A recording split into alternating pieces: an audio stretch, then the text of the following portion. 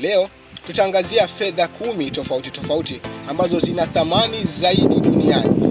Fedha ya kwanza ni Kuwait dinari, ambayo ukilinganisha shilingi moja ya Kuwait dinari ina thamani ya dola 3.24 za Kimarekani. Na fedha ya pili ni Bahrain dinari, ambayo ina thamani ya dola 2.65 za Kimarekani. Kisha fedha ya tatu ni Oman riali, ambayo ukilinganisha na dola, Oman riali moja ina thamani ya dola 2.6 za Kimarekani.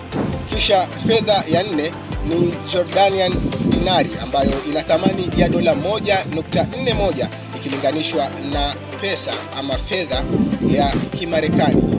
Kisha ya tano tunapata pound sterling, ambayo ina thamani ya dola 1.25 ikilinganishwa na thamani ya dola za Kimarekani, yani pound sterling moja ina thamani ya dola 1.25 dola za Kimarekani. Kisha kuna Cayman Island dola, hiyo ni nambari 6, ambayo ina thamani ya dola 1.2 ya Kimarekani.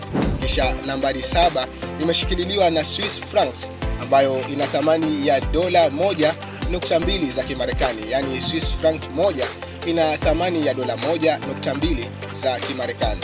Kisha namba 8 imeshikiliwa na euro, ambayo ina thamani ya dola 1.04. Kisha nambari 9 imeshikiliwa na dola ya Kimarekani yenyewe, ambayo ina thamani ya dola 1 ya Kimarekani ikilinganishwa na dola za Kimarekani.